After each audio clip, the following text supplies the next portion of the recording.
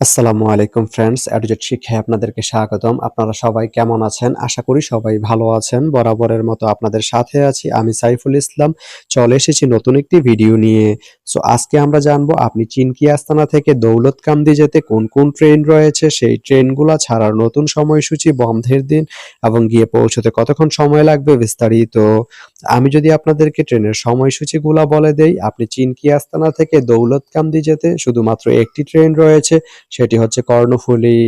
কর্ণফুলী ট্রেনটি চিনকি আস্তানা থেকে ছাড়বে সকাল 11টা 7 মিনিটে এবং এটি দৌলতকান্দি গিয়ে পৌঁছবে দুপুর 3টা 42 মিনিটে। এই ট্রেনটির কোনো অফ ডে নেই।